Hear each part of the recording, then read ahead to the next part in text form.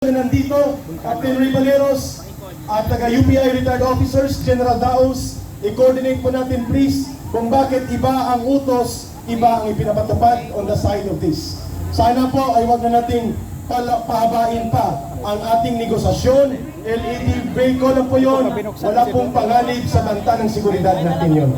Please attention sa security or officer on the ground na nagbigay ng paintulot. Go ahead, Brother Placido. Mga kababayan, bago po ako humawak ng mikropono, nagsalita si Ka Eric, nagsalita si kasamang Benz at nagtanong din ako kay Tatay Rane kung pwede bang magmura. Pero dahil sa ating respeto at paggalang sa iba nating mga kababayan na nandito ngayon, ngayong araw na ito, ipinapangako ko sa inyo na hindi muna tayo magmumura. Pero ang galit ng sambayanan ay ramdam na ramdam dahil ngayong umaga ay nakikita natin ang pagdagsa ng totoong muka ng taong bayan. Mabuhay ang Pilipinas!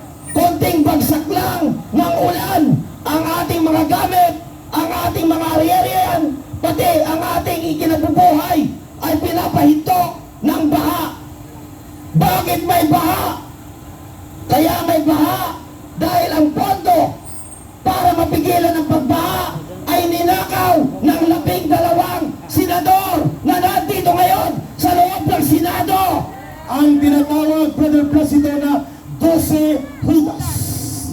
Nakita ninyo mga kababayan, pilit nilang binabaluktot ang saligang batas, pilit nilang gustong isaksak sa utak ng mamamayang Pilipino na tama ang kanilang naratibo at mali ang pamumuno ni Cayetano. Bakit?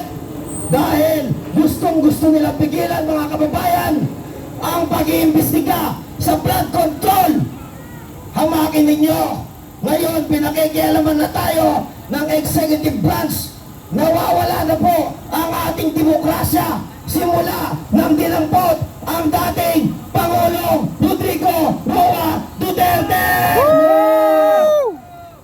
Kaya mga kababayan, kami po ay nananawagan kasama natin sa ating mga kapulisan na pinapasahod ng taong bayan. Hayaan ninyong magtipon ang mga mayang Pilipino. Hayaan ninyong maglabas ng galit ang bawat isa sa amin. Dahil ito ay para rin sa inyo. Ito ay para sa demokrasyang pare-parehas nating pinaglalaban sa ilalim ng umiiral na saligang batas ng konstitusyon ng Pilipinas. Tama ka dyan, Brother Placido. Kaya mga kababayan, manatili po tayo sa ating mga kinaroroonan.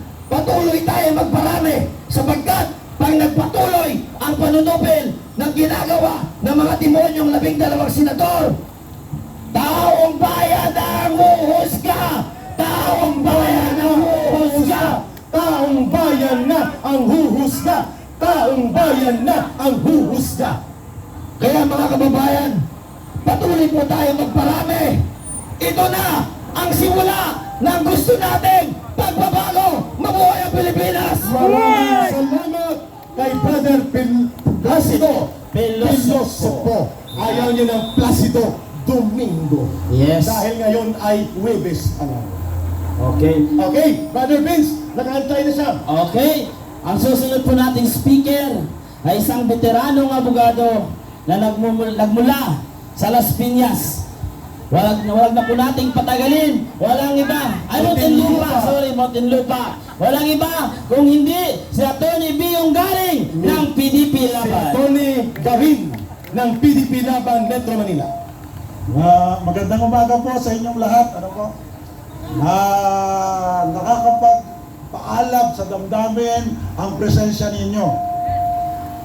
Alam niyo kahapon, may mga clowns doon sa Senado.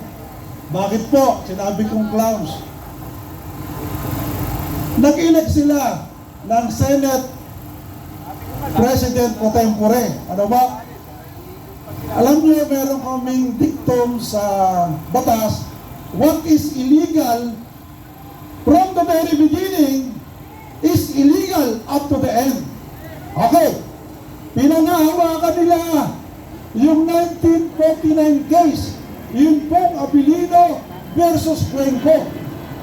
Sapagkat ang provision po ng batas doon by the majority of the members. Ano po?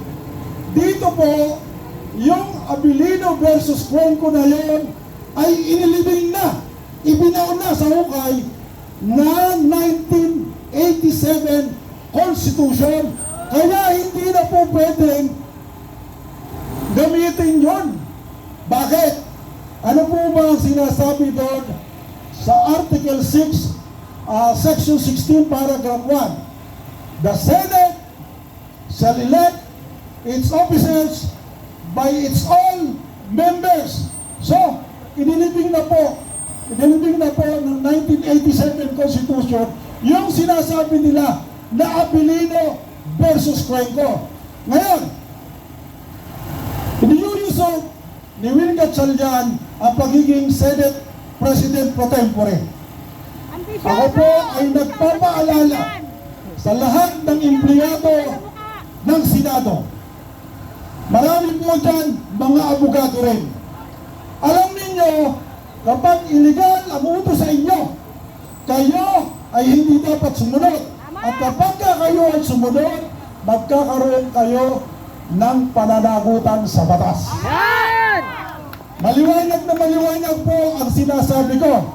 The Senate shall elect its officers by all of its members. Ano po ang ibig? Naglahat. 24. Ibig sabihin, majority ng 24 dapat 13. Meron pong kasunod na provision yun. Ano raw ang mga i-elect na officers? Ha? Pakinggan po ninyo. Senate President, Senate pro tempore, Senate President pro tempore, Sergeant at Arms, at Secretary of the Senate. Apat po yan. Nag-elect sila nang wala namang majority by all of its members. Ibig sabihin, yung mga posisyon na yun ay void from the very beginning. Mula kahapon yung void. So, akin po sinasabi sa lahat ng empleyado ng Senado, magkakaroon kayo ng pananagutan kapag yung void na utos na yan ng mga void officers ay inyong sinunod. So mga kababayan ko, maliwanag po ito. Ha? Yung sinasabi ng taga Wambol University. Taga Wambol University. Ano po? Wambol. Sinasabi niya, Abilino versus Cuenco. Ay nako, 1949 pa po yung kasong yun. Inilabog na. Yun ay inilibing na. Ano po? Nilibing na ng 1987 Constitution. Yun. At sinasabing by majority of all its members. Ibig sabihin, kung 24, dapat 13 ang mag-i-elect. Mga mahal ko, kababayan, sana nagkakaintindihan na po tayo. Attorney ka rin. Total nandiyan ka ng abogado. Para ma-educate po kami lahat dito na hindi masyadong marunong sa batas. Paano kung hindi pa magdesisyon ng Korte Suprema at igigiit nila 12 kami, 10 kayo, kami ang masusunod? There is a usurpation of authority. Because hindi mo pwedeng baguhin yung provision ng konstitusyon. Maliwanag na maliwanag eh. Ano po? Una-una sinasabi nila, Abilino versus Cuenco. Kasi yung, alam kasi, nung matandang taga Wambol University, ano po, 1949, actually, yun nga lolo niya na parusahan ng Supreme Court eh. Ano po? Anyway, yun po, batas na yun, ano po, decision ng Supreme Court, yun po ay wala ng effect ngayon. Sabagat ang konstitusyon po ay nagsabi na majority by all its members. So kung 24, 13, ano ba?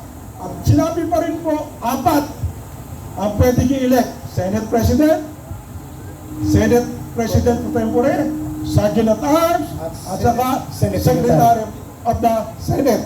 Hindi na po ako magpapakahaba. Maraming salamat po sa inyo. At ipagpatuloy natin ang ating pakikipaglaban para sa tunay na demokrasya ng ating bansa. Maraming salamat, Attorney